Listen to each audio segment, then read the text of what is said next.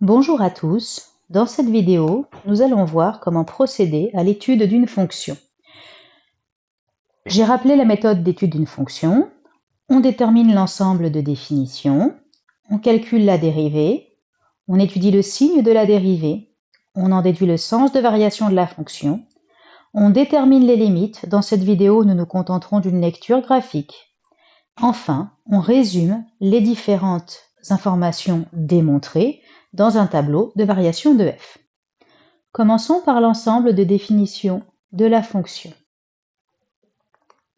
Cet ensemble de définitions, pour le déterminer, nous allons regarder ce qu'il est interdit de faire en mathématiques. Nous n'avons pas le droit de diviser par 0. Or, cette fonction possède un dénominateur qui contient des x. Pour que f de x existe, il faut s'assurer que ce dénominateur est toujours différent de 0.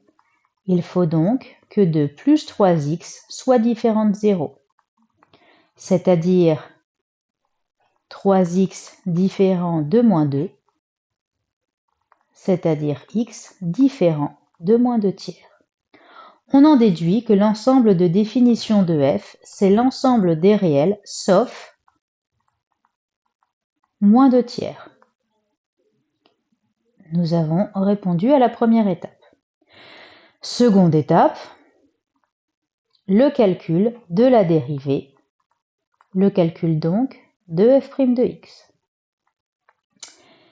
On reconnaît la forme u sur v pour f, avec u de x qui vaut 5x moins 9 et v de x qui vaut 2 plus 3x.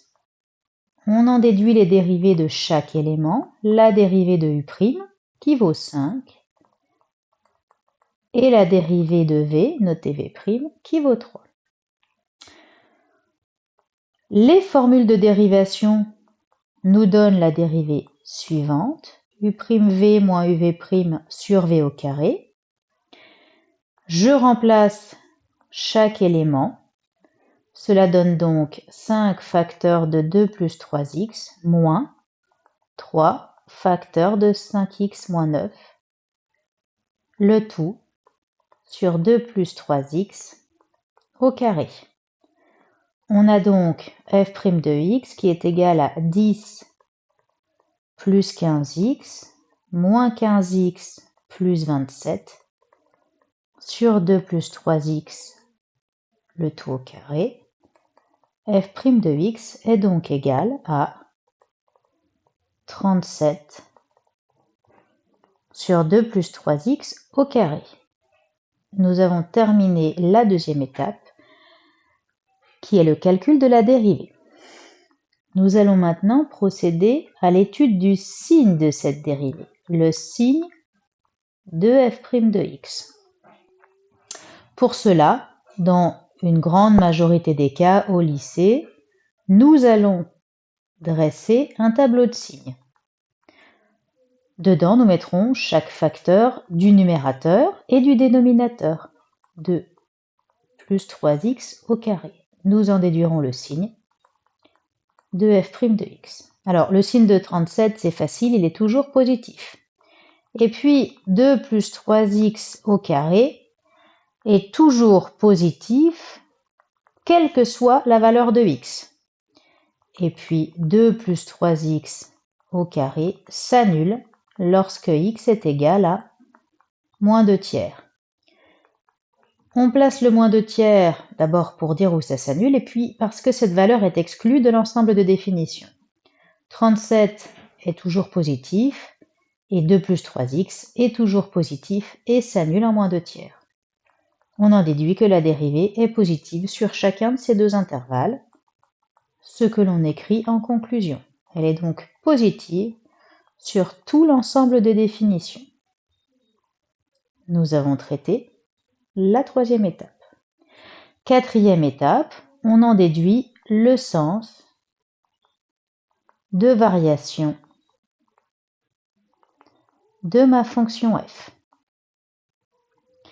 Alors, puisque la dérivée est positive sur son ensemble de définitions, on en déduit que f est croissante sur non pas l'ensemble de définitions, mais chaque intervalle de l'ensemble de définitions, à savoir sur moins l'infini moins 2 tiers et sur moins 2 tiers plus l'infini. Pour les limites de la fonction f, pour le moment, nous ne l'avons pas étudié, nous verrons donc plus tard comment faire. Enfin, nous dressons le tableau de variation de notre fonction f. Dans ce tableau, nous allons résumer toutes les informations. Tout d'abord, l'ensemble de définitions, dont moins 2 tiers est exclu. Et enfin, le sens de variation.